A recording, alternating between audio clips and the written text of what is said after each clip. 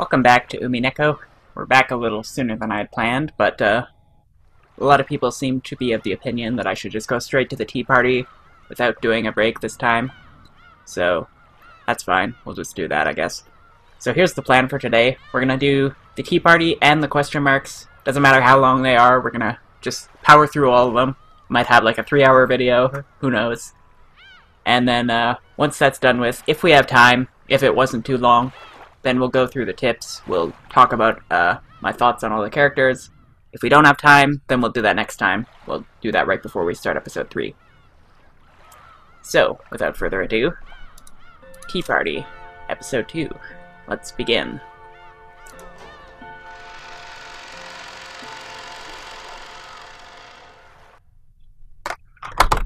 Whoops, sorry about that.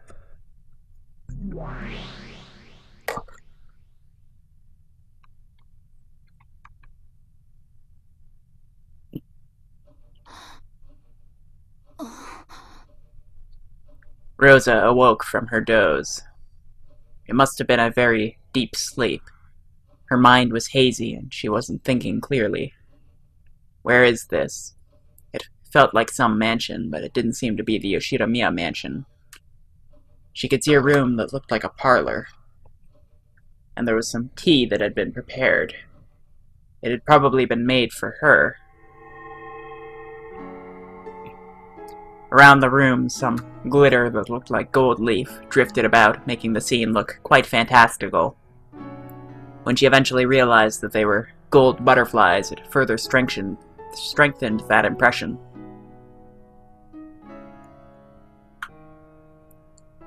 There was someone across from her. A woman. A lady. It was the portrait's witch. She seemed to be having a one-sided conversation. She was probably talking to Rosa, but Rosa, whose mind was clouded up by a deep fog, didn't have a clue what was being said.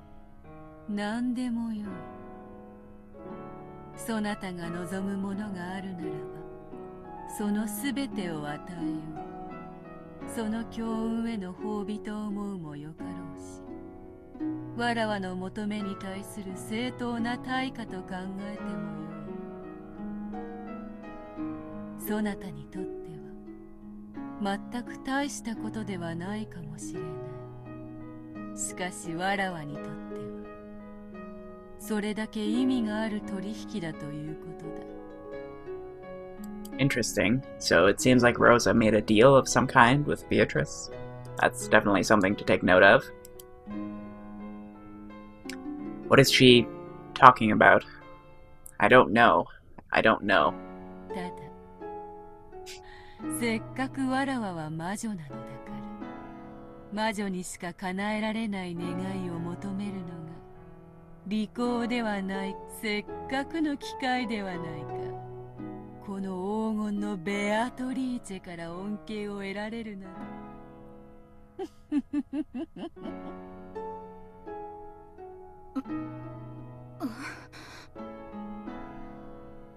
Finally, Rosa started to feel the blood flowing through her body. Her movements were still sluggish, and she couldn't even voice the words she was thinking.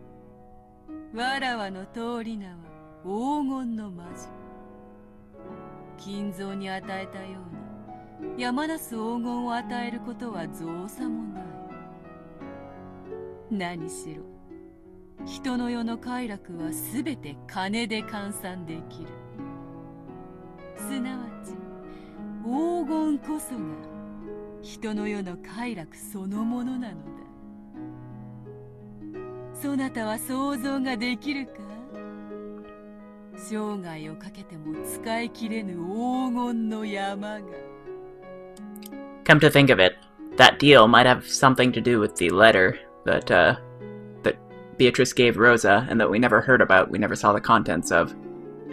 I mean, it's possible that the letter was just the message on the table that said chapel, but I don't think that was it, because Rosa wasn't there.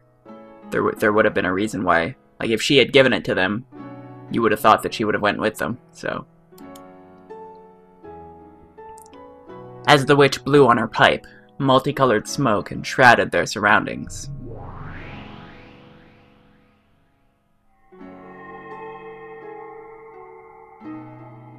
As she did this, the inside of the parlor was suddenly filled with stacks of gold ingots. It looked like a shining gold-colored wall. If each ingot was worth several 10 million yen, how much would all of this be worth? It seemed sinful to even think of such a number. しかし、人の世は難しい。どれほど空高く積み上げた黄金であろうとも、満たされぬものがあることを知っている。埋められぬ隙間があることを知っている。わらわはそれをないがしろにしないし、それこそが魔女であるわらわにしか与えられぬ褒美であると考えている。そなたのそれをわらわ、なるほど、これはいい。わらわにしか与えられぬものだ。そなたもさぞや喜ぼう。口にせずともよい。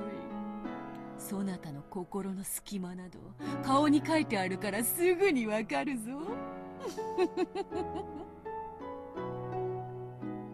Rosa felt a touch of discomfort at this witch, who kept on talking even though Rosa hadn't uttered a single word. But since she still couldn't manage to speak, and was so helpless that it was difficult to even move a finger, she couldn't do anything but listen. そなたの深き心の傷はどこまで遡れば癒せるのか。これは深い。時に破片を飲み込んだまま傷口が閉じてしまうこともある。そういう傷は見た目には癒えていても永遠にうずきを感じ続けるものだ。完全に治すために今一度傷口を開くこともあろう。As the witch spoke, she stared deep into Rosa's eyes. What in the world was she peering at? Rosa felt uncomfortable, but she couldn't look away. そなたの痛みはすでに生まれながらにして運命づけられたものか。これはなんともつらいものよ。言わずともよい。わかる。わかる。Rosa was gradually being sucked into the witch's eyes. Then the world grew dark, spinning round and round as she was sucked in.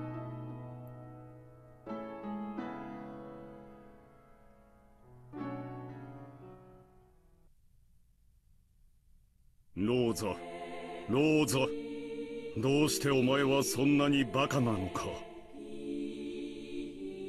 Oh, that's Kraus Nissan's voice. Kraus Nissan is a real adult, so he's very smart. So he hated the stupid kid, Rosa. He was a very scary person. I was often hit, and my toys were taken from me and broken. I was apparently being punished for something bad I'd done, but I never really understood what it was or why I was being punished. I was always punished suddenly and then later told what the punishment was for in a forced manner, but it was always something I didn't remember doing. So I really hated Kraus Nissan.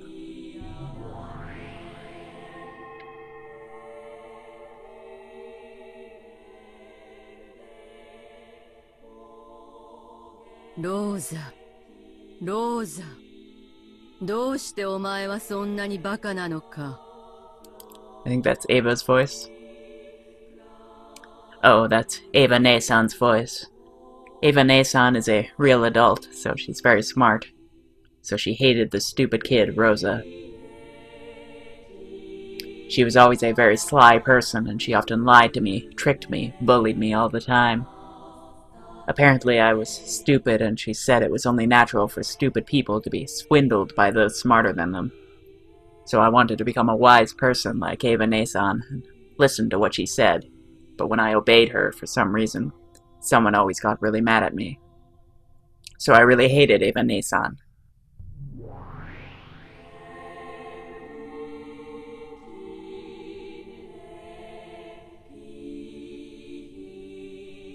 ローズ。ローズ。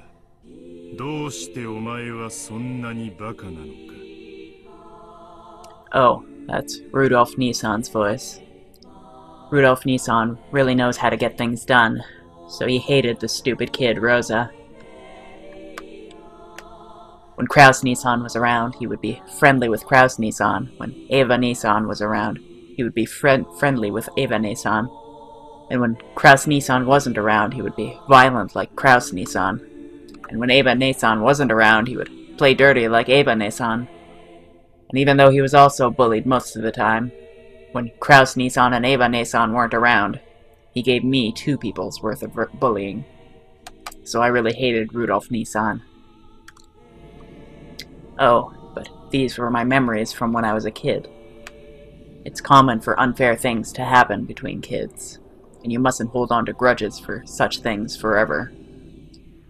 With time, those memories get buried away, and forgetting them bit by bit is supposed to be part of growing up and becoming an adult.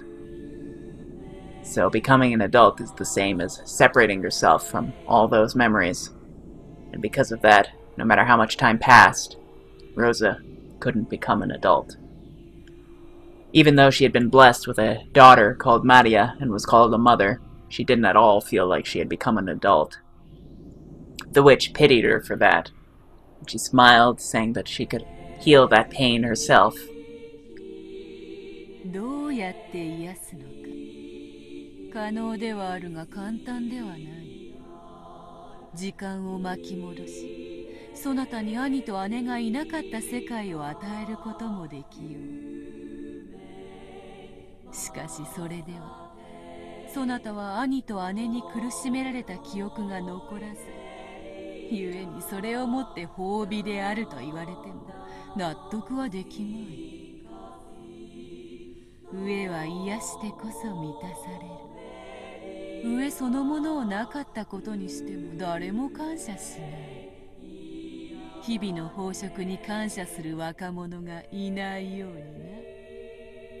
I feel like this might tie into the whole people have to believe in it Beatrice thing, because she wants them to thank her, which at first glance it just seems like she's being petty. She just wants attention. She wants like gratitude, but I think more than that, it might have something to do with like the mechanics of how she works. Of like, they need to actually be able to cognitively accept that she did something for her or for them, or something like that.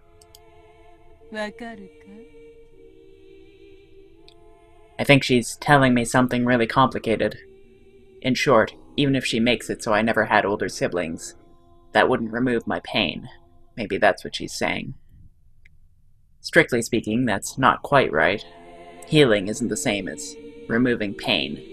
It's the pleasure we earn as compensation for withstanding pain. Therefore, removing the pain isn't healing. To know the joy of healing, you have to know the pain. となれば、そなたの痛みに報いる喜びがいる。そなたは苦難の過去を誇っている。苦難を知らぬ者には味わいの快楽を知る資格があるからだ。この快楽を知る者は同じ喜びを他者にも与えずにはいられなくなる。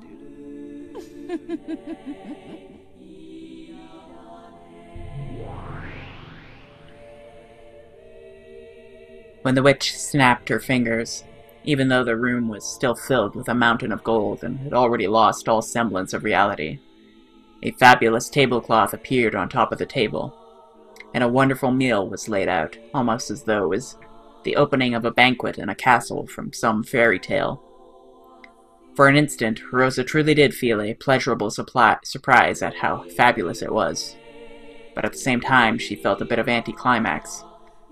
After all, she didn't think being bullied by her siblings could be wiped away by just one meal, no matter how delicious. 食は人の快楽の多くを占める。生涯生き続ける限り、豚のように食い続けなくてはならぬ。一食で足りなければいくらでも。その心の痛みが癒えるまで美食の宴を続けようではないか。始めろ、家具ども。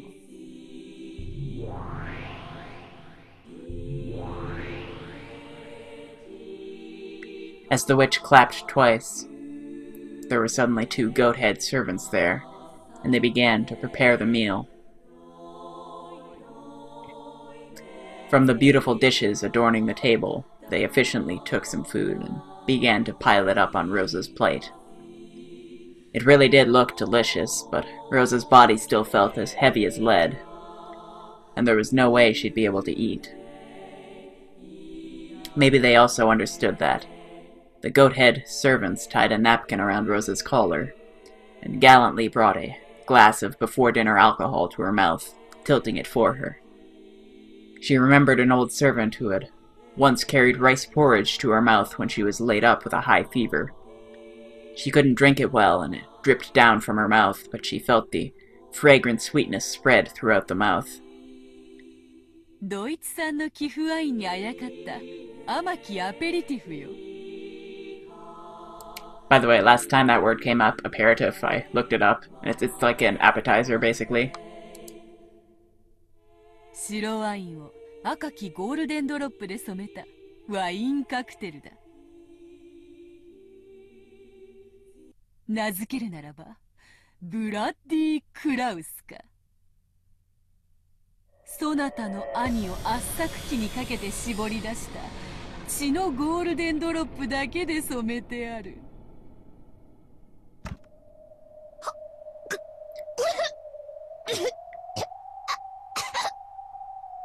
Rosa coughed violently, and the bright red that stained her face made it look as though she had coughed up blood. そなたは紅茶に詳しかろうから意味がわかろう。ゴールデンドロップとは最後の一滴のことだ。紅茶で最も貴重な一滴と言われている。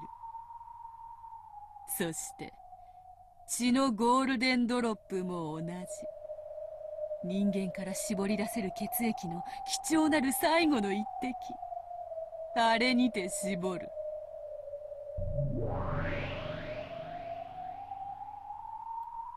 As the witch snapped her fingers, a bright red veil that had been set up for something large was removed. The solemn and massive machine there was just like a coffin for a large-sized person with many large bulb-like things stuck to it, and it looked like a sinister torture device. By its unnerving shape, she could tell that with a human strength it could be used to tighten and compress something, and it seemed that there were still some squeezed dregs remaining because of the bright red remains that stained it.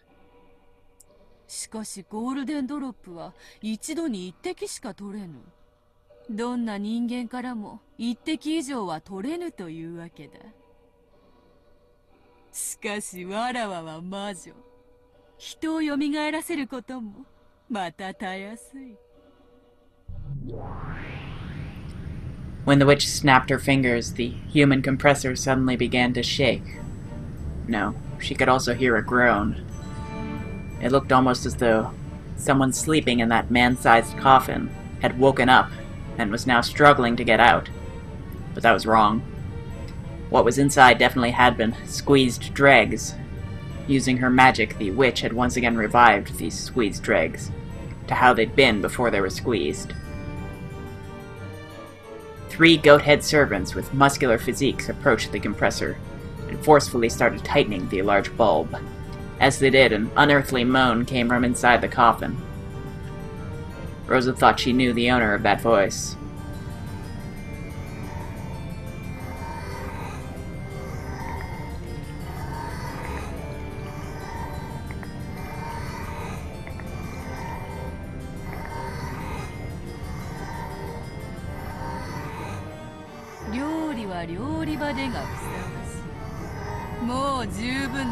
Sagare.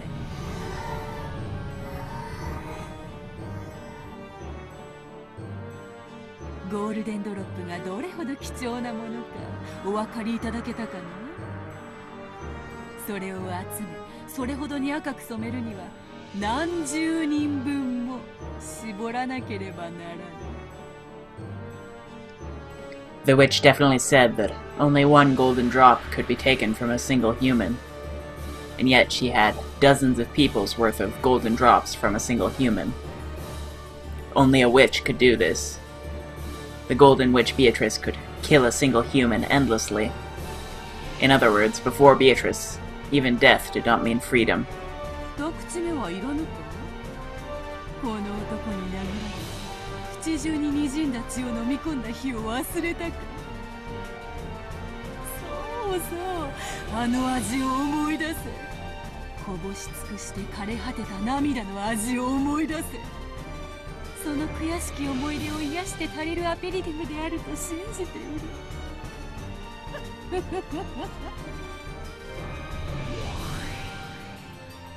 Once again, the goat-head servants tilted a deep red glass against her mouth.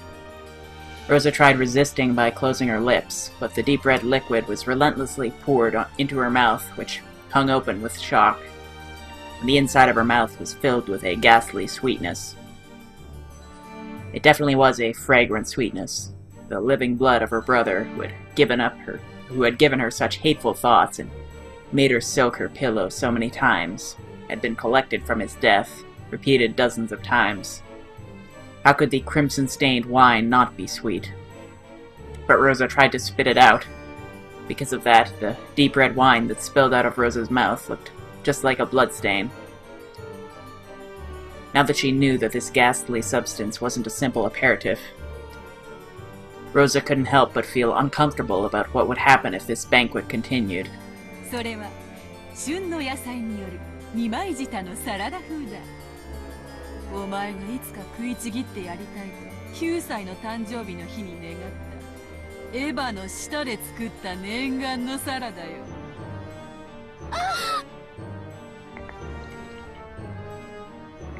When Rosa heard the true nature of the pink-colored meat piled up in the salad, she had a sudden impulse to vomit her guts out.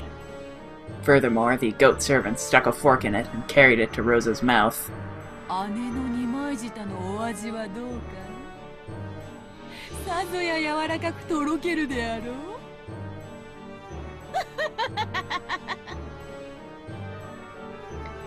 It probably would be quite sweet, soft, and enchanting in her mouth. After all, Ava's lies were always sweet, and young Rosa had always listened to them. And, you might say, the stimulating pepper seasoning expressed the truth behind those lies well.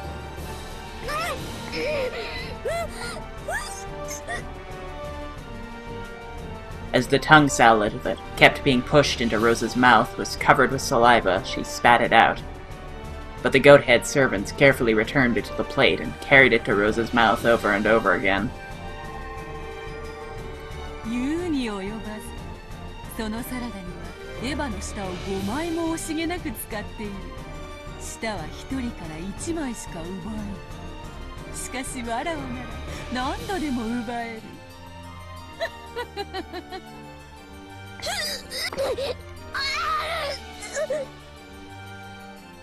As Rosa's tears dripped down, she resisted frantically. However, the only way she could resist was by refusing to swallow. Even if she didn't swallow it, the taste of the French dressing increasingly permeated Rosa's mouth. お気に召さぬか？まだまだ料理は続くぞ。ルドルフの顔の皮で包んだ続きのパイ。脳みそを茹でたスープに肝臓のフォアグラ。デザートにも期待せよ。兄弟だけではないぞ。お前が信頼し、にもかかわらず裏切った人間たちをふんだんに調理した。この宴をそなたの心が満足するまで永遠に続けようではないか。永遠に。嬉しいだろう、後ろ宮ローザ。Yeah, this is not even like... She's not even pretending to be benevolent here. This is clearly a slight at Rosa for not accepting her. Anyway, I want to check the system here, because there's probably a few things that we didn't get to read. Ooh, Battler's completely missing now. Interesting. Ushida Miyakinzo, missing, he finally reached the Golden Land he so desired to see. However, since a fool was unwilling to accept it, the magic was wasted once again. And that would be Rosa this time. Even so, he was probably happy. After all, he managed to be reunited with the Golden Witch, if only for a brief time. Afterwards, he was crushed to bits and eaten by demons and went to hell.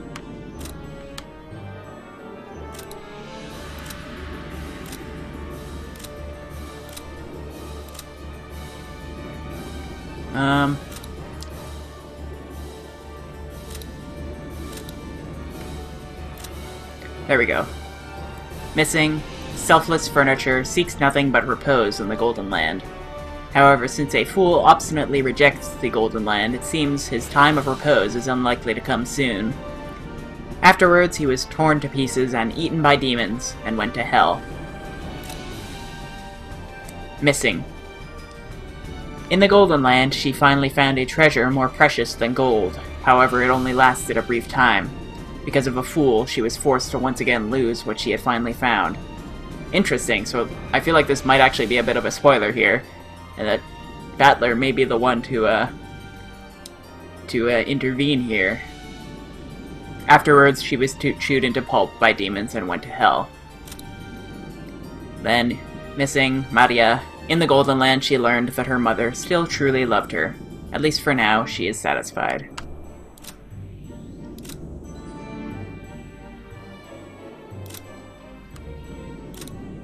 And that's everyone. Alright, let's get back to it. 嫌がるふりなんかするなよ。本当は嬉しいってのは分かってるんだぜ。笑いたくば笑えばいい。ムカつく兄貴や姉貴の悲鳴の生演奏がないとご機嫌になれないってんならいくらでも聞かせてやる。いいんだよ、いやいやで。それがお前の性分なんだろ。本当は全身が泡立つほどに嬉しいんだよ。なのに表向きは苦しんでるふりをしてるだけなんだよな。いいんだぜ。ここにはお前が気にする世間体も体面も何にもない。存分の大笑いして食い散らかせよ。最高の宴だろ。後ろ見やろうぜ。Yeah, Beatrice is having way too much fun with this.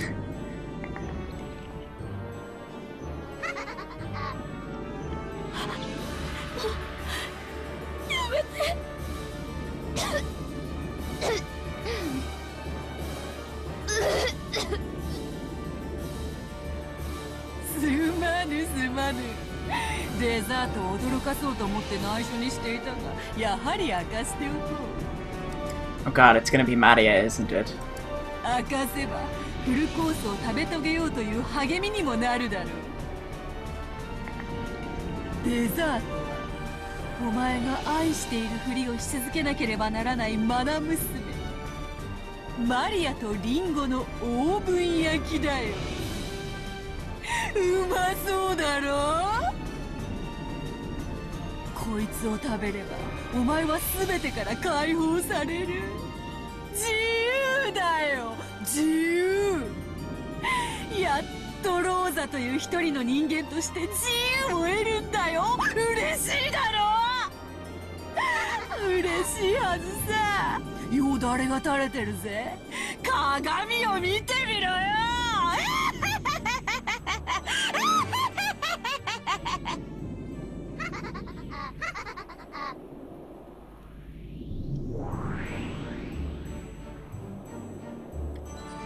Suddenly, a muscular goat, Cook, was holding Maria under his arm, and Maria gazed at Rosa with a face that was only slightly sad. Mama, Maria のこと邪魔だった？邪魔じゃない。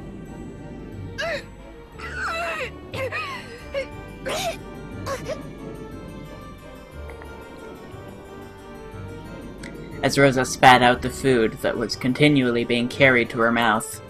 As she was covered with filth and saliva and blood, she resisted filthily and screamed.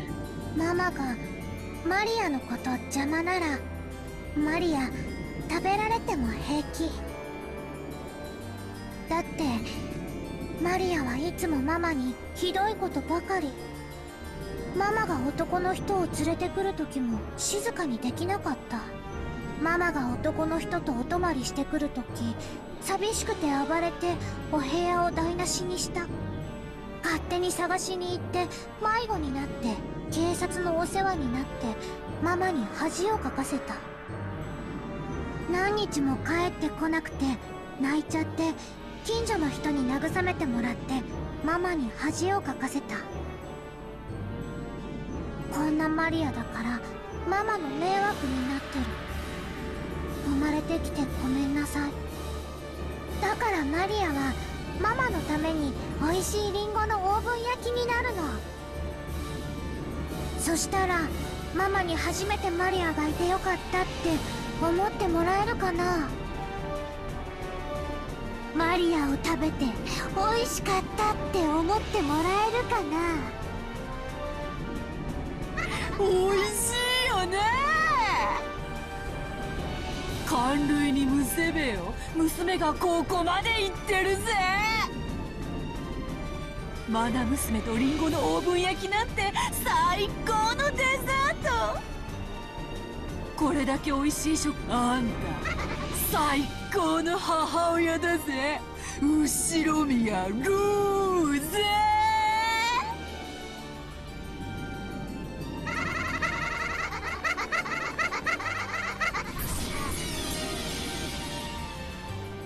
ママ、今までありがとう。バイバイ。待ってマリア、違うの。もうや、私はこんなこと望んでない。もうやめて。もう許して。いや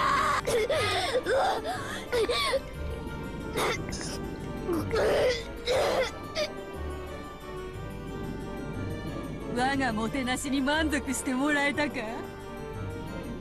ならばそなたには認めてもらおう。わらわが魔女であることを宣言せよ。後宮ローザはベアトリーチェを魔女と認めると宣言せよ。 Just like I thought, this is torture, and it's meant to coerce her into admitting that she's a witch. 魔女だと認めます。だからマリアを返して。私を解放して。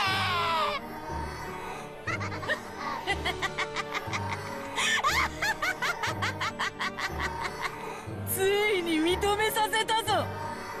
小賢しきバトラはすでに屈服し、黄金鏡に招かれながらわらわを否定する愚か者ローザにも認めさせた。完璧だ。It's perfect。成し遂げたぞ、完璧な勝利を。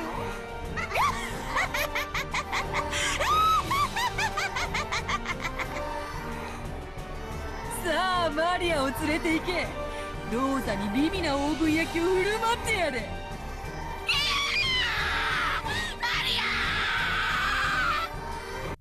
うまそうだな。俺にはてめえの牛血をスライスしてサンドイッチを作ってくれ。Okay, alright.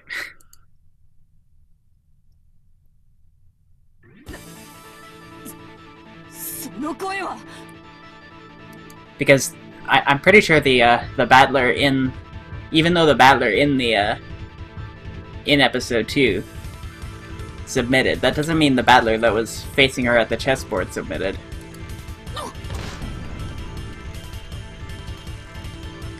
An arm grabbed the back of the witch's head and smashed her face into the table. As it did, the witch broke to pieces, turned into a cloud of gold butterflies, and reformed into her body a short distance away. バトラー、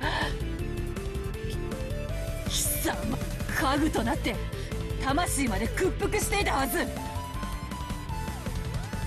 そのつもりだったんだがな。てめえの趣味の悪いレシピに耳を貸してるうちに腹が減ってきちまってよ。魔女の丸焼きが食いたくなってきちまったのさ。それからマリア、自分を食べてなんてセリフは10年早えぜ。ただし10年経ったら必ず俺に言えよ。約束だぞ。約束する。 Don't make that promise.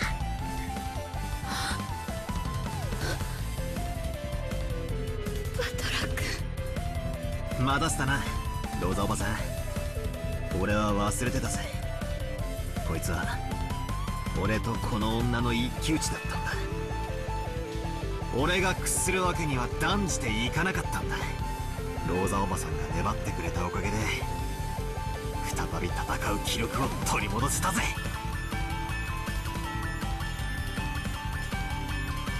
This person, he gave up down to the depths of his soul and surrendered to me, didn't he?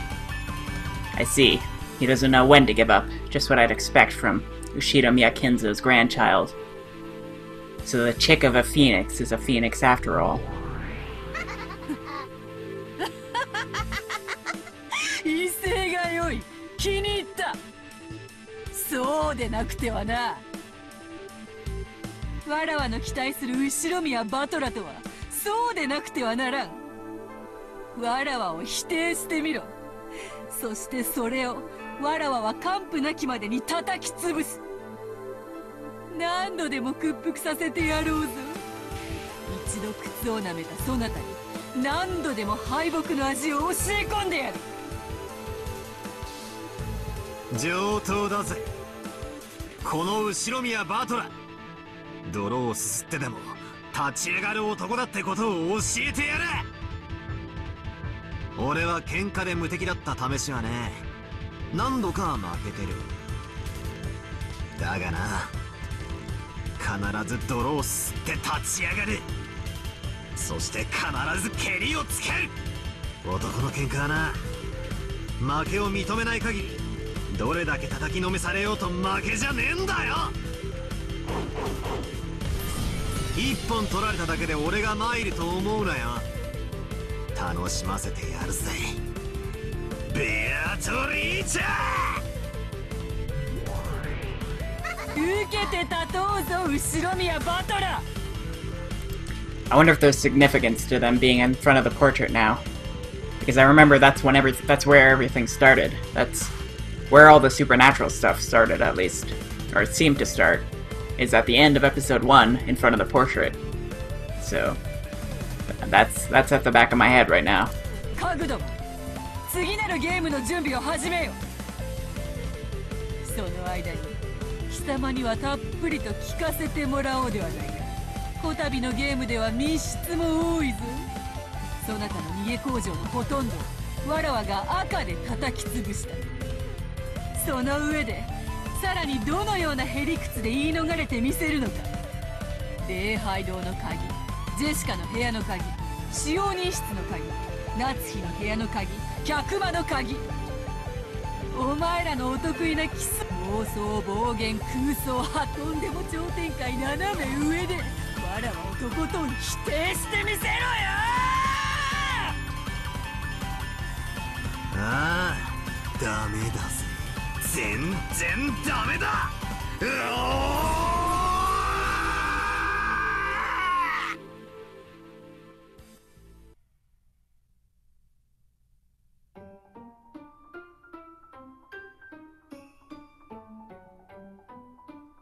All right.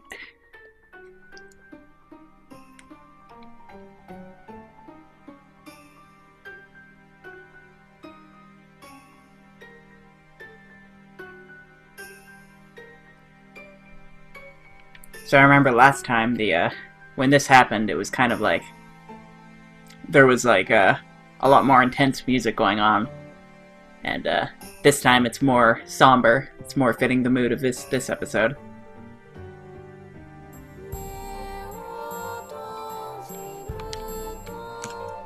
Well, I guess I should talk about what we just saw. It seems like both battlers did give up. So, but that was only temporarily. He just kind of like ungave up, I guess. So, but Beatrice mentioned that she crushed basically every locked room thing, but she was still pretty visibly distraught when he had a solution for the chapel, and she never really crushed that one. So I hope we revisit that, because she can't just squirm out of that one.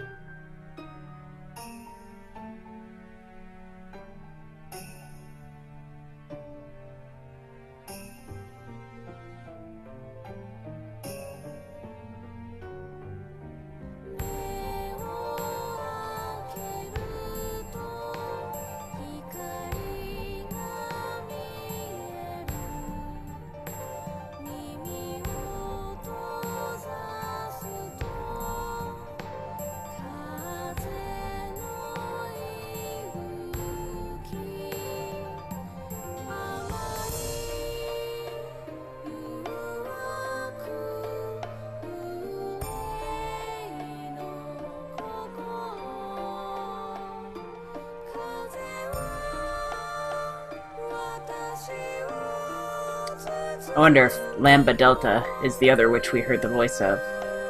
Or Lambda Delta. Because I know we heard one voice. The person who called Baron Kestel a sore loser.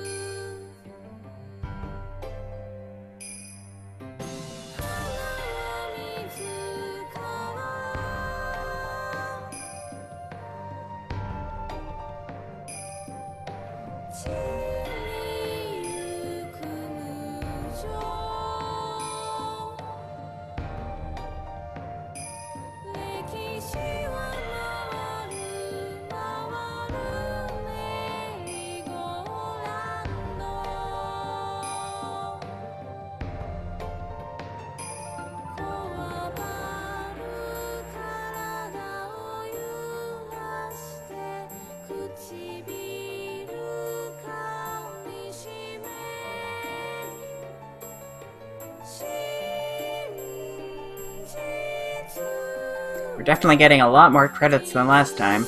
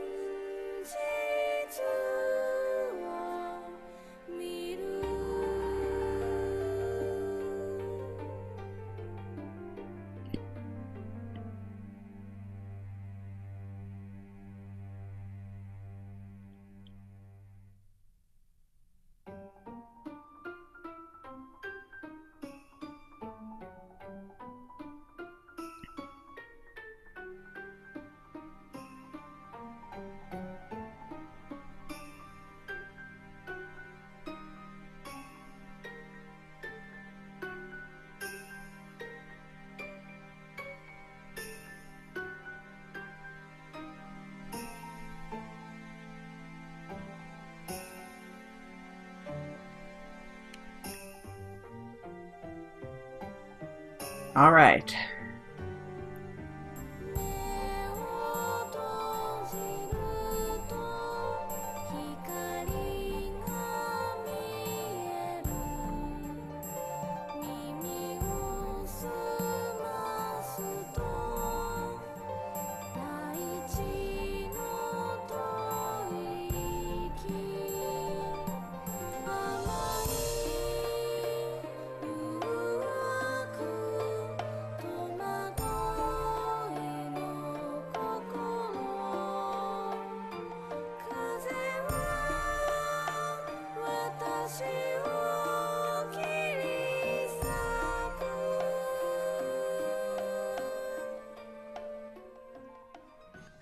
Oh, I was hoping it would actually end when the song ends, but I guess not.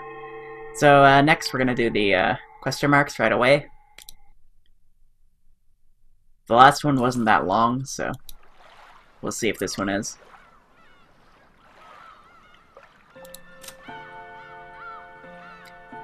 So let's just jump right into it.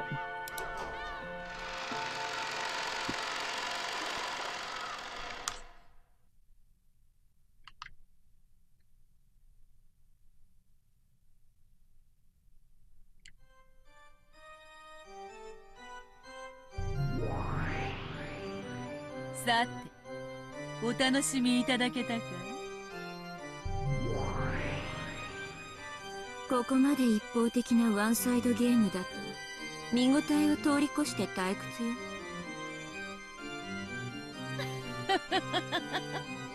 これは相変わらずお点が辛い。退屈を愛さないベルン、迫力ある展開だったと自負していただけに、これは手厳しい。迫力についてはまあ認めるわ。ただフェアなゲームとしてはひどいものね。もう少し対等な条件でないと。勝ち目がないと言われるか、ベルンカステル卿に。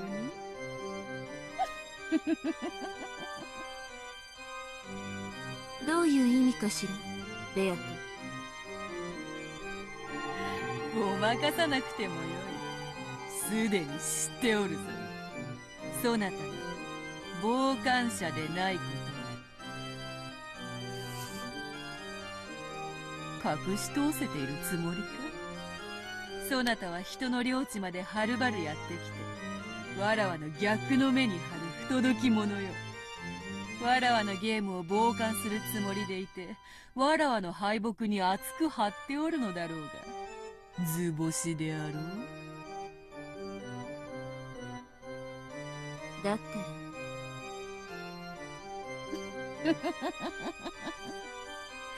実に面白い。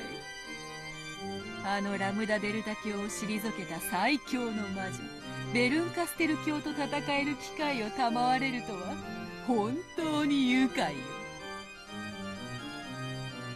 ええ、私も愉快よ。そこまで自信満々のあなたがボロボロに負けるところが見たくてはるばるやってきたんだもの。 So, by the way, last time, Baron Castle here. Oh yeah, I should also look at this.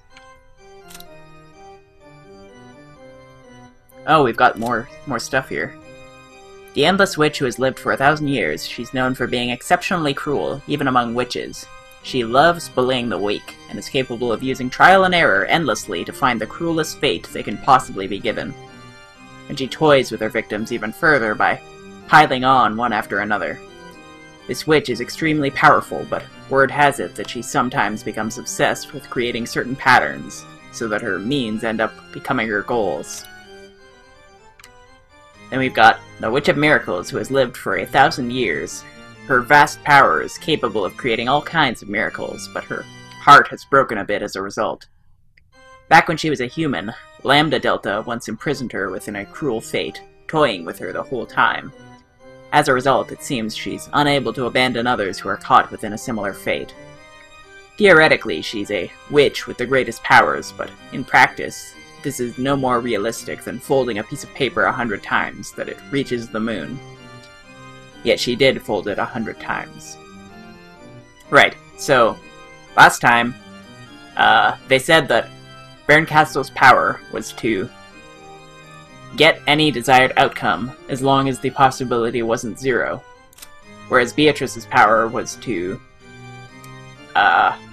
basically set the possibility of her losing to pretty much near zero, but not quite zero.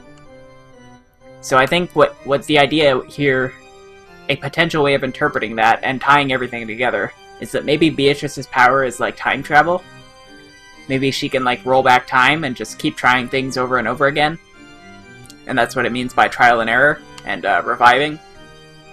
And then Berncastle's power might be, like, multi-dimensional travel, where it's like,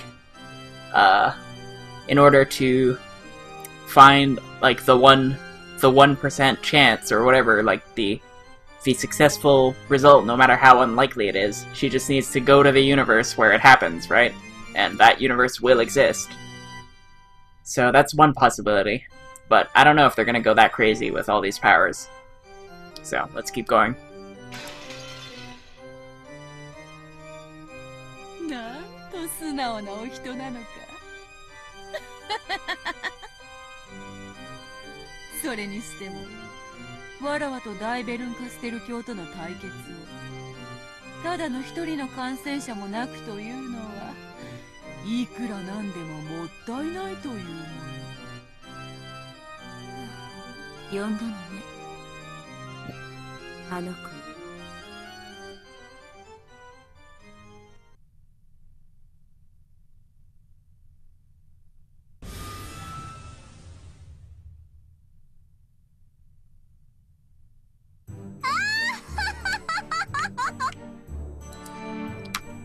I wonder. Nope, not yet. 見つけたわよ。ようやく見つけたわ、ベルンカステル。ごきげんよ、ラムダ。あなたも暇ね。退屈を愛さない同士、再び巡り合うのは運命かしバカな子ね。私に勝てたのはちょっとした運と相性の問題だとどうして気づかなかったのかしら。それで天狗になってよりにもよってベアトリーチェに喧嘩を売るとは身の程知らずもいいとこね。ベアトリーチェは強いわよ。私より残酷だしね。ほんのちょびっと。あとそれと人のことを勝手にラムだって略さないで。ベアトもバカね。この子はあんたのゲームであってもしっちゃかめっちゃかにするわよ。ラムダデルタ教には決してギャラリーとしてだけお呼びしたのではない。そなたがわらわと逆の目に張っているとお伝えしたら、今日はそなたの逆の目に張ると仰せになられる。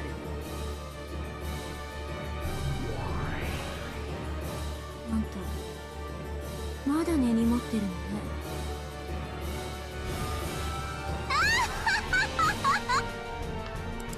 Hold on. Oh god.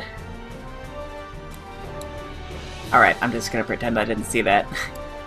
私は宇宙最強の魔女なんだから。でもあんたに負けちゃったから最強じゃないの。だからあんたと敵対する相手は誰であっても私を味方するんだから。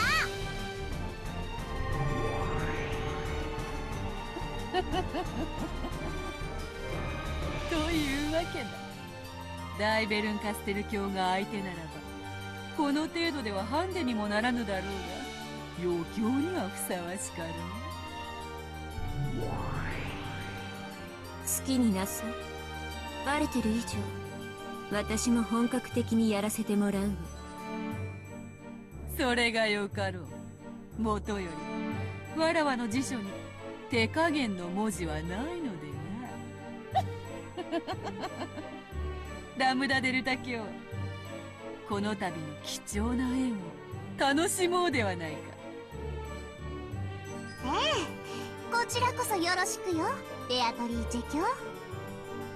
こいつには私も散々に栄養飲まされてるの。私たち二人で叩き潰して2倍でお返ししなきゃ腹の虫が収まんないのよ。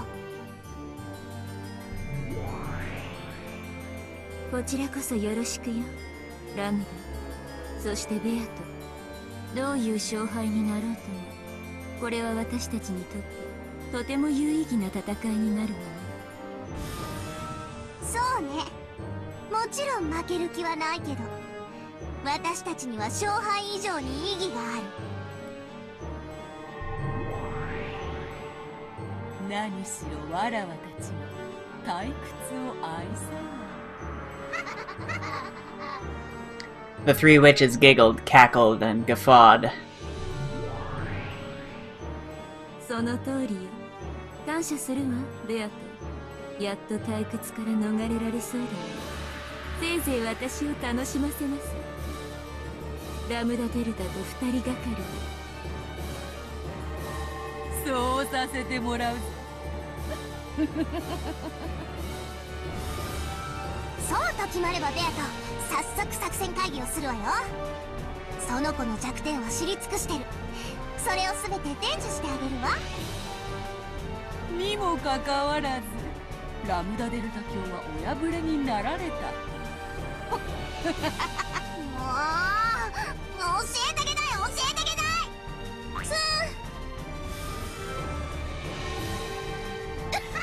退屈しない御人であるな、ラムダデルタ教は。でしょ。面倒よろしくね。あれで寂しがり屋なのよ。なるほど、今流行りのなんとかというやつか。さすがはラムダデルタ教、最先端でおられる。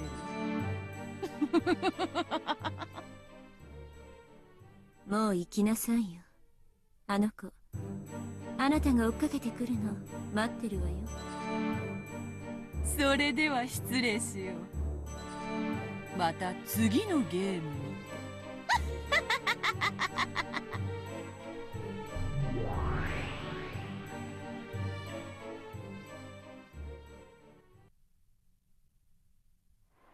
ごめんなさいね。厄介なのが来たけど気にしないで。それよりひどいことになったわね。私もラムダとのゲームで今回のは群を抜いてひどいわ。I'm wondering if she's talking to us or if she's talking to Battler, or maybe someone else entirely. あなたが膝を抱いて心を閉ざしてしまう気持ちもわからなくない。こんな末路あと何度もやられたら100年を待たずに心が殺されてしまうわ。ベアトにカンパされてしまったから白状する。今のあなたはかつてラムダの世界に囚われていた頃の私にそっくりなの。過酷な運命の迷路に閉じ込められ、魔女にいいようにいたぶられている。私はそこから生まれた魔女だから、あなたの姉に当たるのかもしれない。だからあなたに力を貸そうと決めた。しかし私の運命にあなたのそれはあまりにも無言。同情どころか涙までもらってしまいそうな、あまりに悲惨な運命よ。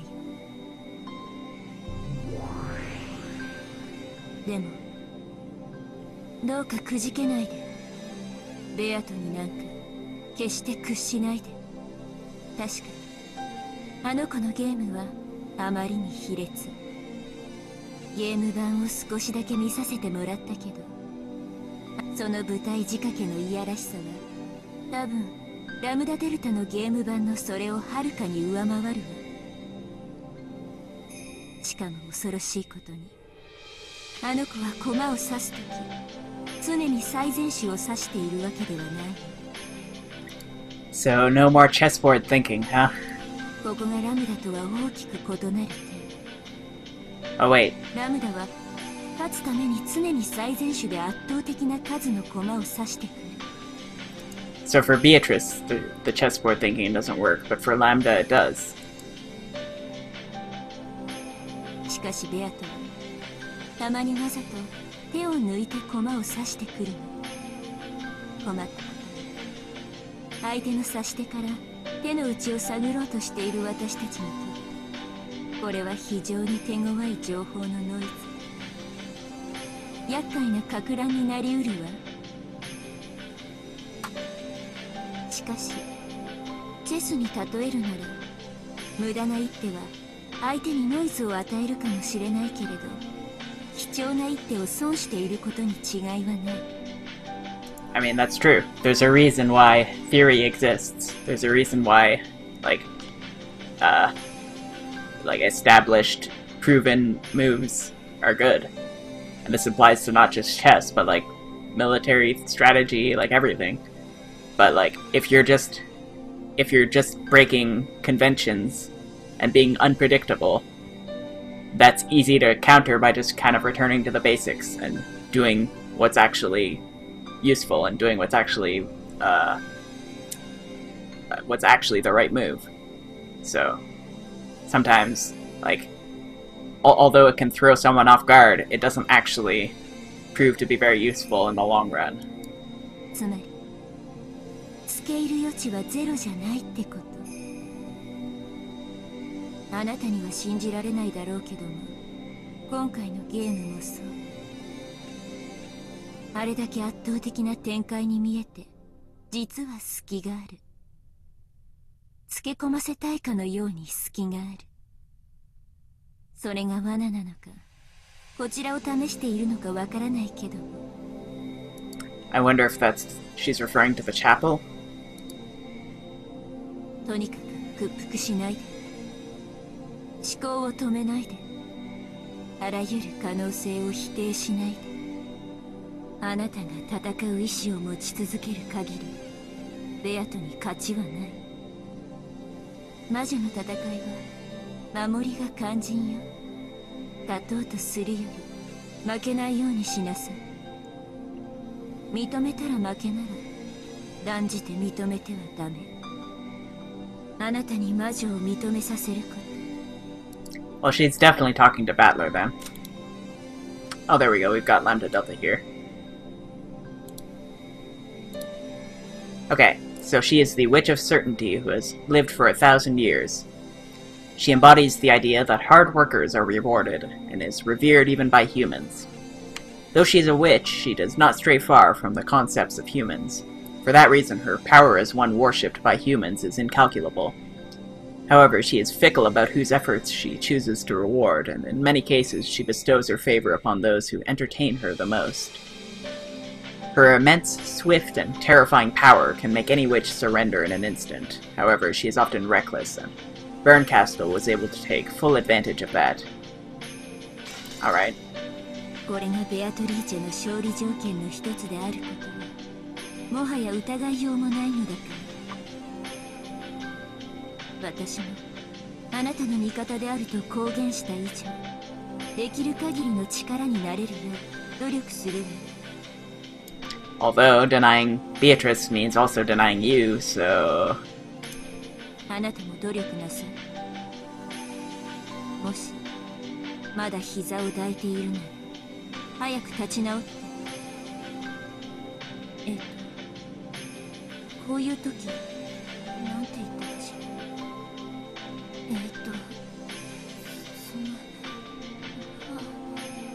ファイト。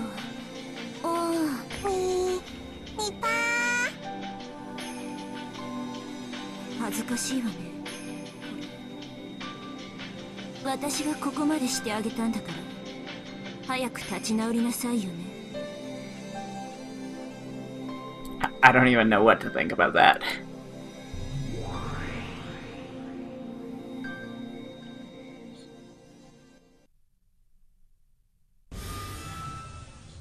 いたいた。ベルンはいじけてどっか行っちゃったかしら。本当にざまあないったらありゃしない。それにしても相変わらずベルンが選ぶ駒はしょぼいわね。チェスだってそうでしょ。駒が全部ポーンだったら勝ち目0でしょ。駒が全部ルークやビショップだったら絶対負けやしないわ。I mean, if all your pieces were pawns, you couldn't possibly lose because you wouldn't have a king. まあ前回は私がついつい哀れになって好きな場所から駒を進めていいわよって言ったら、ベルンのやつお情けの空気も読めずに手持ちのポーンを全部入場させた状態から始めて。何よあれ、あんなの負けでもなんでもないんだから。ああ、思い出しただけでもムカムカするわ。そんなわけでこの私はベルンがギャフンとする顔を見ないと腹の虫が収まらないわけ。そんなわけなんでベルンの駒のあんたがそんなざまなんで私は最高にいい気分なわけ。しかもあの子はあれでいて本当に負けず嫌いだから、きっと今頃悔しくって歯ぎしりをして涙をポロポロ流してるわよ。本当にざまあないわよ。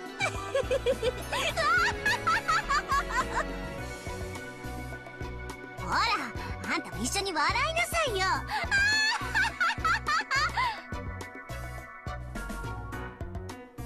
ちょっとあんたまだ膝を抱いてるの？ベアトにちょっと本気出されたくらいでもうそのざまなの？情けないったらありゃしない。あんまり情けないからちょっとだけ力を貸してあげるわ。この宇宙最強で絶対の魔女である大ラムダデルタ卿があんたの絶望的な勝率をほんのちょっぴりだけ絶対に近づけてやるわ。感謝なさい。ベアトリーチェはね、確かに残酷で強力な魔女かもしれないけれど、このなぜか甘いからよ。あの子はあと数手でチェックメイトできる局面を作りつつわざと詰めない。 It does seem like she could just kind of... Like, for example, she could say in red, I'm a witch, but like, I don't know, like, it feels like she does have things that she could be doing that she's not doing. Like, what would you say? Like, for example, like all the stuff that we saw with Canon and George and Shannon, like all their deaths. If Battler saw that, he wouldn't have any way to like he wouldn't be able to lose to that, or I mean, he wouldn't be able to counter that in any way. Like, so I don't know. くだらない駒を取ったり余計な駒を置いてより一方的な盤面にしてみたい。早い話が勝ちが見えると遊び出す悪い癖があるってわけ。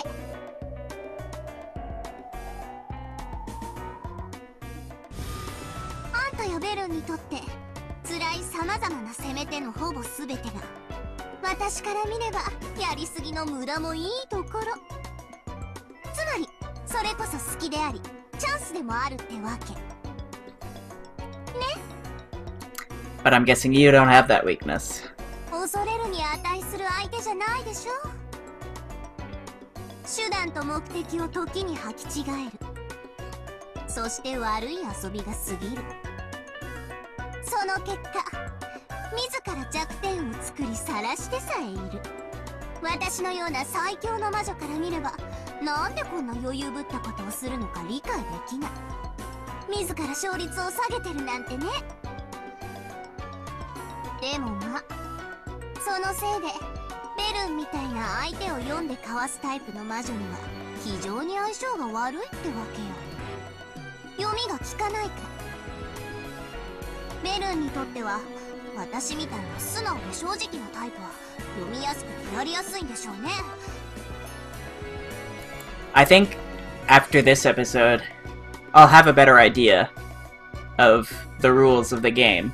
Because if what's going on, if what she's saying is true, and basically now that she's involved, she's going to play a much more straightforward game where she doesn't like hold back, she doesn't play around. If that's the case, then I think that I'll have more of an idea of what's going on here. Because so far I've been so confused and flipping back and forth because of the way Beatrice kind of holds back, and I think that's the main issue here. ムカつくことに。まあでも私みたいな超火力タイプはベアトみたいな軽くて広い弾幕タイプなんか真正面から打ち破れちゃうわけだから、相性のじゃんけんみたいなものかしら。私がパーならベアトがグー、ベルンはチョキってとこね。まあどうでもいいことかしら。So basically, like I was saying before, she is the one who just uses standard tactics, uses like all the best possible moves. And that always beats somebody who just slacks off and doesn't use the best possible moves, because obviously the best moves will win. And then Bernkastel is like somewhere in between, where she tries to counter the best possible moves. And so that's gonna beat the best possible moves, but it won't beat someone who... or it might not beat someone who doesn't use the best possible moves, if that makes any sense. 確かに私のパーはベルンのチョキに負けるけど、パーよりはるかにすごい超パーだったらチョキにだって勝てるでしょ。 Yeah, I'm not sure that's how that works. 超パーってわけ。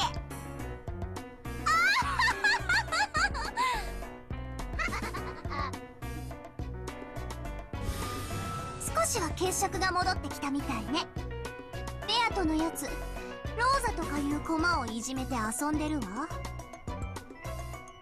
一見すると本当に趣味の悪いやつだと思うでしょ。違うのよ。あんたが立ち直って戻ってくるのを期待して時間を潰して待ってるだけなのよ。わざと憎まれるようなことをしてあんたの義憤を引き出そうという手ね。ああ、やだやだ、そういう子って。じゃあ私は戻るわね。あ、私があんたにちょびっとだけ力を貸したのは内緒よ。別にあんたを助けたくて力を貸したわけじゃないんだからね。この宇宙最強の魔女の私はベルンに負けて最強の座を奪われちゃったの。それで私はベルンからその座を取り戻さなくちゃならないわけだけど、もしここでベルンがベアトに負けちゃったら最強の座が今度はベアトに移っちゃうじゃない。まあ別に私はベアトから奪い返す方が楽だからいいわけだけど、それじゃあベルンは私が打ち負かす。そして最強の座も私が取り返すの。別にあんたに力を貸すわけじゃないんだからね。エルンを泣かせたら許さないんだから。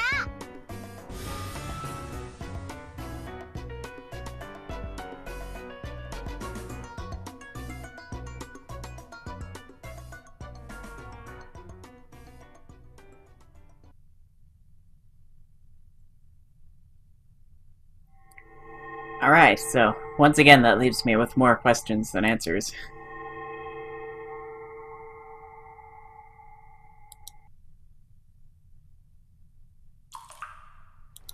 So, this time, I think that's the chapel, or maybe not, but anyway. Let's take a look at the tips. I think we have enough time, so we're gonna... Hold on. Ooh. What is going on here?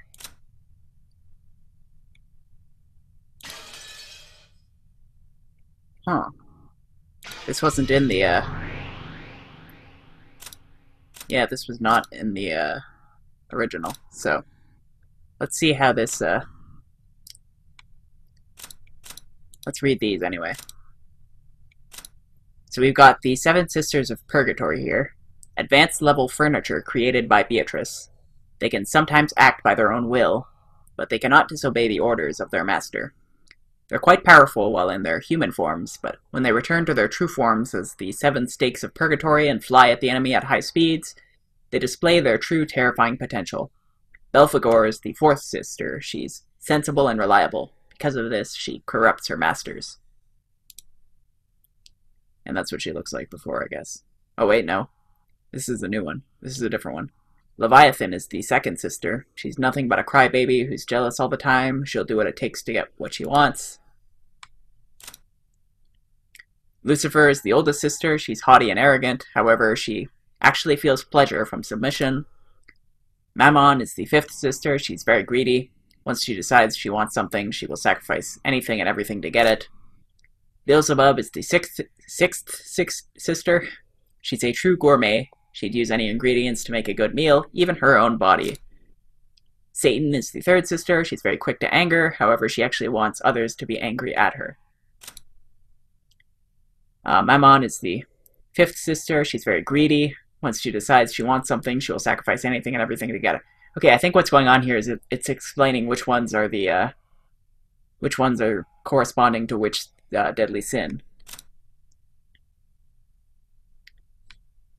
What happens if we execute them? Nothing. Okay. So, the oldest sister, Lucifer. Haughty and arrogant. Let's see. That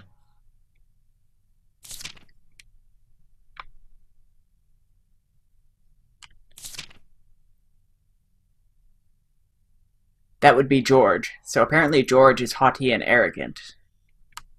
And that's the sin that he committed. That's why he's vulnerable to the stake of Lucifer. And then Belphegor, the fourth sister. Sensible and reliable. She corrupts her masters. Well, what sin would that be? I'm not sure, actually.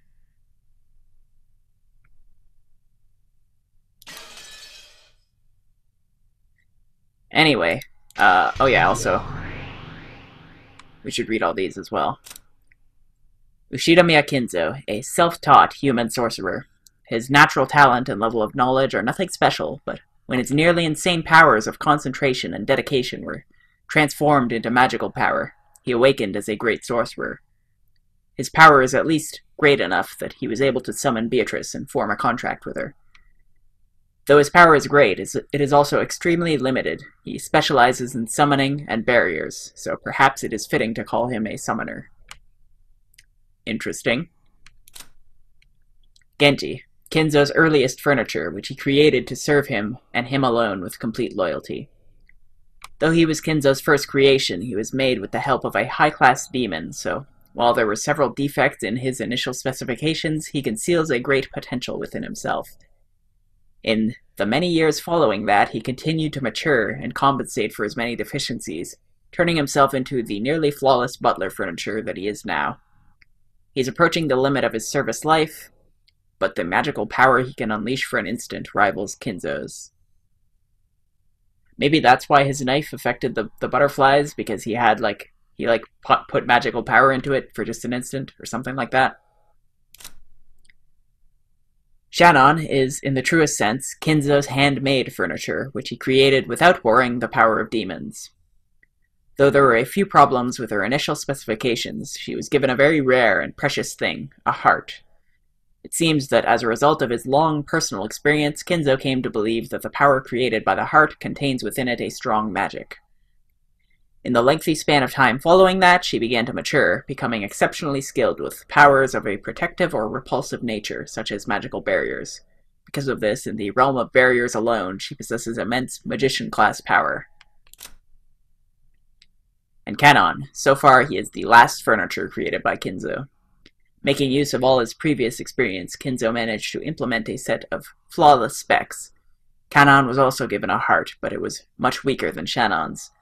Perhaps because Kinzo felt a sense of approaching personal danger related to his fortune as he neared the end of his life, he bestowed Kanon with the rare power to fight and protect. However, he hasn't yet matured very far, and is unable to properly control his own power and speed. Alright.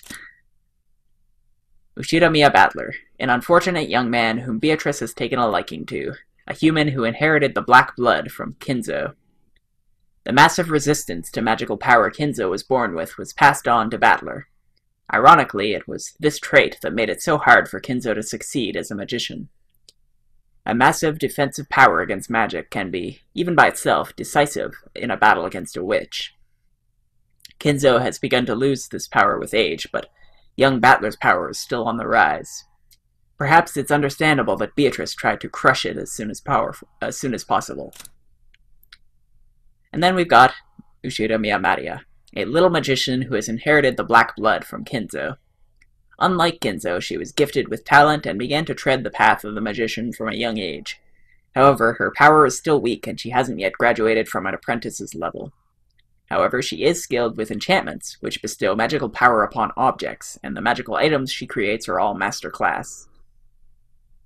You know, I'm not really sure whether I should be believing anything on this page, to be honest, but I'll keep it in mind. Alright. So we're going to talk about all the characters here. First, we'll start with Kinzo. We did learn a bit more about Kinzo this time. And I feel like I had inklings of this beforehand. I never really said it, but the game kind of outright confirmed it. But I feel like Battler is basically what Kinzo was like when he was young. Like, I feel like that stubbornness that Battler has is a trait that Kinzo had. And even though he doesn't respect Battler because Battler left the family registry, I feel like Battler is the most similar to him. I still don't know what's up between the whole, the idea of him, trapping Beatrice somehow, saying that she's his, and that, maybe he, trapped her on that island somehow. I don't know what's going on there, but it seems like he definitely had some kind of events go down with Beatrice that we'll probably learn more about later. Then we've got Ishidamiya Kraus. We didn't really learn anything new about him this time, but, other than the fact that he bullied Rosa as a kid, which, I mean, obviously he did. He just seems like an asshole. But, it seems like... I don't know, I don't really have it... My opinions on Kraus haven't changed at all. He died early both times, so... we don't have anything really new. We did get that one scene with him and Natsuhi, actually. Yeah, we got that. Where they, it seems like Kraus has kind of, insecurities that Natsuhi is the only one who knows about. But other than that, there's not really much to say about him.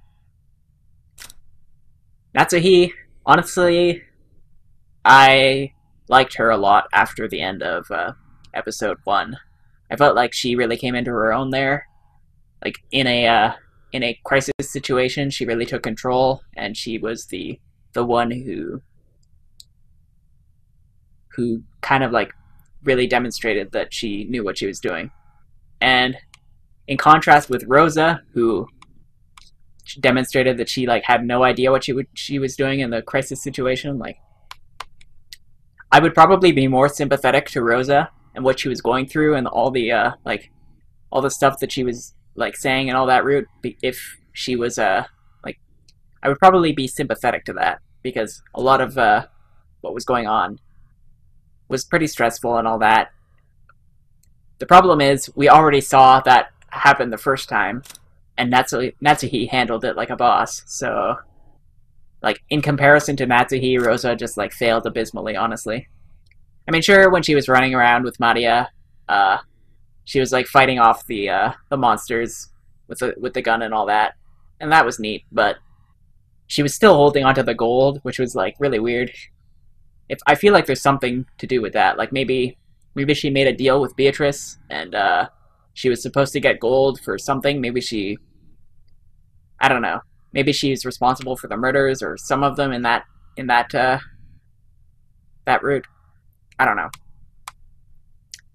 It's gonna take a lot more analysis for me to come to that conclusion for real, if that actually is the case. But the fact that Rosa, we never heard anything about the letter Rosa got. We never heard what that letter contained, and we never heard why Rosa was not at the chapel with the others. That's super suspicious. Which is weird, because in the first episode I said Natsuhi was the most suspicious, and honestly I still think she was. And in the second episode, Rosa is the most suspicious. It seems like whoever gets the gun ends up being the most suspicious. But, I still liked Natsuhi a lot more by the end of that episode. And in this episode we didn't get much of her, but I still liked what we did get of her. Jessica, we got a lot more of her in this episode. I kept insisting that Jessica was going to die first, but no, they didn't really go that route. The thing about Jessica is, I don't know. She has the same eye color and hair color as Beatrice, which is like setting off red flags for me, which is why I made that whole like twin sister theory potentially. But then again, side by side, they don't really look that much alike. And Beatrice is way taller, of course. She seems like hold on, let me look at their original versions. No, it doesn't seem like they're meant to have the same eye color.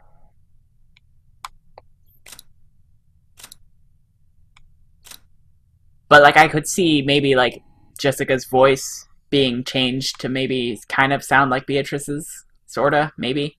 But I don't know. They probably have different voice actresses. But anyway, the whole bit with Kenon and Jessica, I don't have really too many thoughts about that. I thought it was really weird how we got like a random like idol song scene with her. Like apparently she's secretly at school, she's secretly singing like idol music or J-pop or something like that. I don't know. But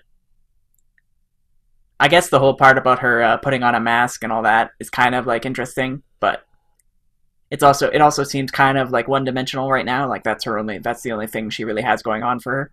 One thing that did get me curious, one thing she said, was how she got like really mad at Battler for saying like or for like denying that like everyone's the main character in their own life or whatever.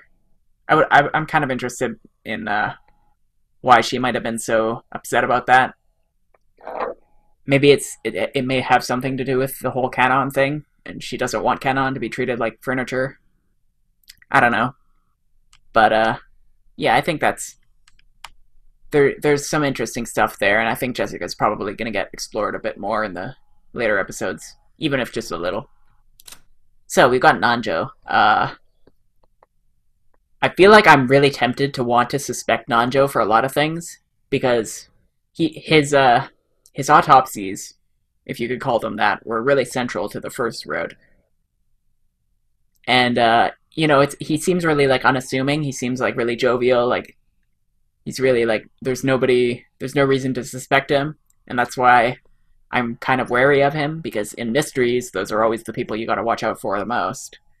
So, I have a vague misgiving about him, but at the same time, I really have no basis for that at all. Like, I don't know really anything, other than the fact that at the beginning it was mentioned that he was trying to solve the riddle of the epitaph as well. So it seems like he is interested in the gold, at least.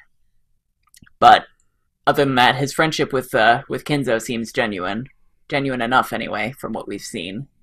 It could be a facade, but I don't think so right now. My mind might change on that later. Next, we've got Ava. We didn't really get much of her, much new about her this episode. I mean, obviously, we got last episode we got the bit about her and Hideyoshi being close, which obviously they're close. I mean, they're husband and wife. And yeah, we had the bit about Shannon, where she was like didn't approve of Shannon, but she came to the she basically had her philosophy that like it's okay to have like an arranged marriage and love can come later. And she like cites herself as an example of that happening, and those two really do love each other, and they're totally cool with that their circumstances that they had, and that's cool. But obviously that doesn't work for everybody, and she wants it to work for George. And basically she just really wants her own philosophy. Like she has her own life philosophy, and she wants the best for George in her own way, but it's also like she's not very open to other ideas right now, it seems. Hideyoshi, my opinion of him hasn't really changed at all since since the first bit. He's still kind of the same. He still puts on kind of a bit of a facade of being like the mediator, being the reasonable one, the voice of reason. But when it comes down to it, he's still firmly always on Ava's side. He's still firmly like he's in it for himself and Ava and George, and that's about it. Although I think if George were to reluctantly talk about his engagement with Shannon, I think Hideyoshi would be the first one to back down. He would probably say like, yeah, it's okay, it's fine. And Ava would be the one to fight it hardest. And she would probably be really mad about that. As for George, I don't know what to think about him right now. He seems really competent. Like, he was the only one thinking of like, hey, let's actually do something about this whole Beatrice if she's around. So I like that about him. And obviously they had the whole romance between him and Shannon. And Shannon was kind of leaving him out of the loop a lot, so it felt like there was he could have been a lot more useful if he was filled in earlier, but or if he had like started to believe her earlier, but because he only came around near the end when it was too late, it was kind of like, yeah, there wasn't much that could be done there. Beatrice, honestly, I've given my thoughts on her. Basically, I don't know what to think about her. She makes a really interesting antagonist. Like, it seems like she has genuine feelings, but then sometimes she can throw them away. I don't know. Like, her relationship with Kinzo seems really interesting, but I don't know what's going on there. I don't know how much of it is genuine, how much of it is, like... I feel like there's definitely something there, though. There's something between her and Kinzo, but we don't know enough about it to say yet. Then we've got Rudolph, which we didn't get anything new this time, unfortunately. Well, we got the scene where he was talking about his his trial or whatever, his intellectual property, suing something about that some like American company was suing his for an IP violation or something, copyright law or something like that. Anyway, it seems like he hid that from Kirie, which he kind of regretted, but she didn't mind it too much. She was like, yeah, you had good reasons to hide it. So I feel like their relationship is good. You know, they respect each other in their own way, although Rudolph kind of feels like he probably doesn't respect Kirie enough, but she kind of like understands that he has his reasons and all that. I still really like Kirie. She's honestly still my favorite character, but we didn't get enough of her that route.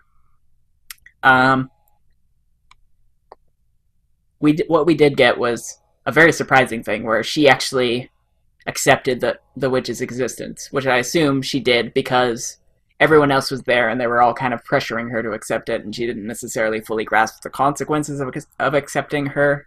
So I think in her heart she probably didn't accept the witch, but she was like, well, I guess there's nothing I can do about it right now, and I have to accept her.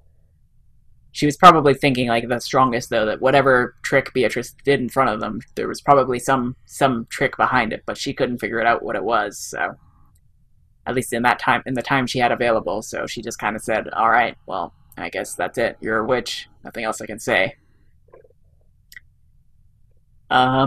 Next we've got Battler. I mean, I already talked about him a bit with Kinzo, but I feel like yeah, he's like a younger Kinzo, and the dynamic between he and Beatrice is probably similar to the dynamic that Kinzo and Beatrice had. Probably, I would guess. I wonder if we're gonna get any info on Rudolph's previous wife, Asumu, because that's a character who was brought up, but we never really got many details about that. That'll be something to watch out for later. We've got Genji, who I'm just gonna disregard everything on this page for now, because it's saying that he was like created by Kinzo, but I don't believe that. Honestly, I believe he's a human. I believe that he was born, and that maybe just like Kinzo, when they say he was furniture created by Genzo, maybe he means he was like really molded by Kinzo into what he is today. But yeah, I don't feel that he necessarily. I don't know. I feel like there's two realities, and in one of them, all the servants are like magical, and in the other they aren't, or something like that. But I don't really understand what's going on with that. It's really confusing. Genji was actually really suspicious in episode 2. I have very high suspicions of him. I think that there were points where he was the only one without an alibi, and he's definitely the one we're meant to be suspicious of, at least. And then Rosa was also very suspicious. Like the letter in the room, in the parlor. Nobody else could have done that but Rosa. So it's clearly, I think Rosa was definitely very heavily involved in that. I already gave my thoughts on her when I was talking about Natsuhi. So yeah, I honestly, there was someone who left a comment a while back who said like Rosa best mom, and I'm like, I'm not sure if that's sarcasm or if it's like a joke, or if they seriously do think that she is the best mom for like how she looked after Maria with the gun and everything. And I don't know. Honestly, I like Rosa a lot less right now than I did before, but I'm still sympathetic to her a bit, and I feel like there's room for her to redeem herself still. But the whole revelation, if it was a real revelation that she was actually like a terrible mother to Maria behind the scenes, and she only put a front of being a mother, a good mother, then I don't really like that. I don't know. I'm not really a fan. Then we've got Maria, which she had an interesting dynamic with Battler this time around, where she was like it's almost like she was the voice of reason this time around. Last time she was being like an instigator. She was constantly, I guess, trolling everybody, trying to, like laughing at their misery, seeming really malicious. This time she had a more sympathetic tone. It was like, no, yeah, the witch did it, but it's cool. We're all gonna revive. It'll be okay. Like, don't worry. She was like that a lot more this time. Whereas previously she was like actually getting people really angry with how she was riling them up.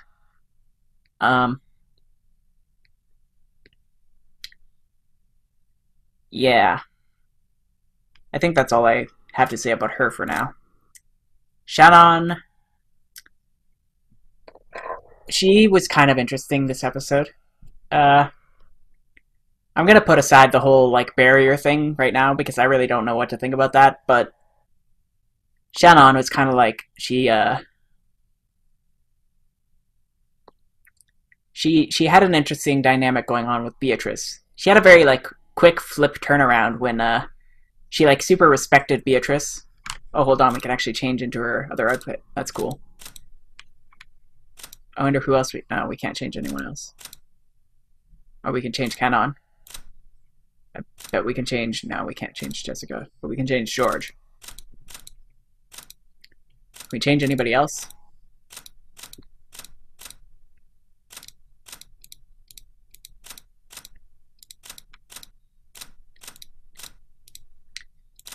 Nope.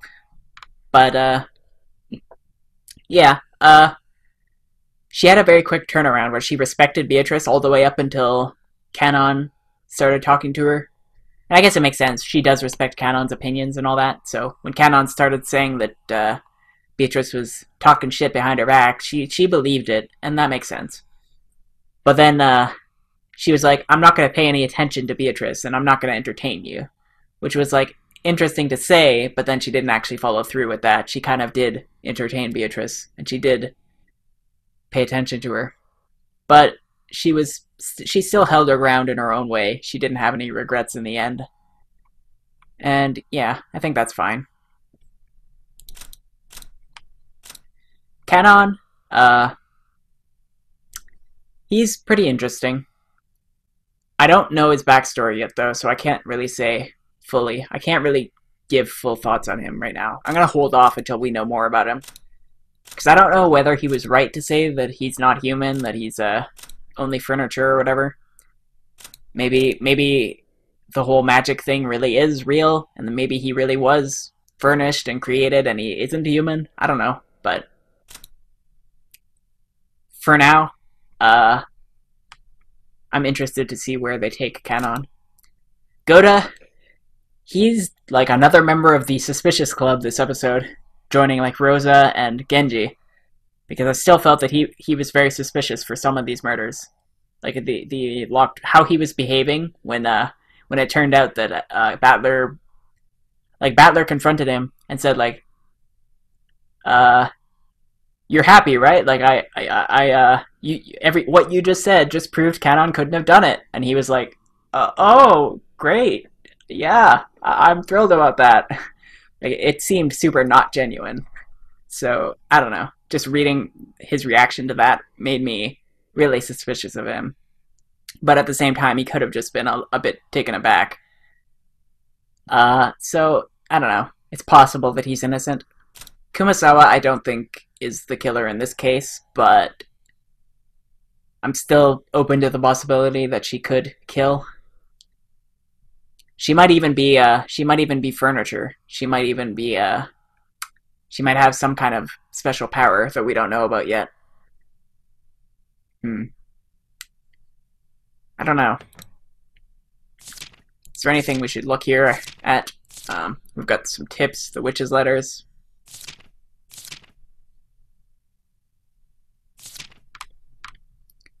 At some point, I'm going to try and figure out what all the which sins all the stake things correspond to.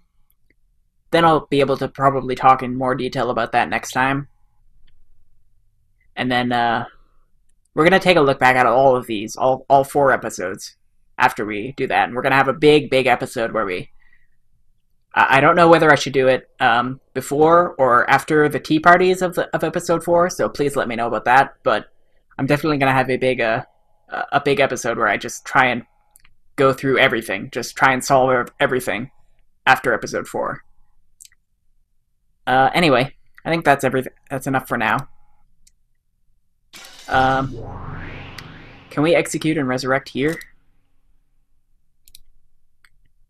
No, we can't. Well, we can execute them, probably. Oh, no, we can't.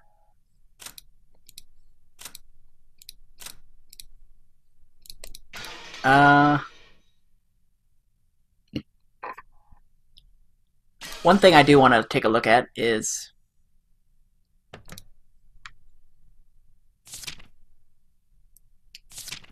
the game record. So Ava was Asmodeus. Hideyoshi was Beelzebub. Kinzo was Mammon. Genji was Lucifer. Wasn't Lucifer Pride? So I don't see how Genji had Pride. So maybe these don't really have anything to do with the characters. I don't know. Alright, well anyway. That's enough for now, so next time we'll start episode 3. But this time we really will have a break. I went back and had this episode right after the next one because people kind of seemed like they didn't like having a break after the between the end of episode 1 and the tea party. So I just went ahead and did all that together this time, but we're still gonna have a break because I do have other things on the channel that I want to have some, or I want to give some space on the schedule to. Otherwise, we're never gonna finish Trails. We're never gonna finish FFX2. So I think that's everything for now. So take care until next time, and I'll see you then.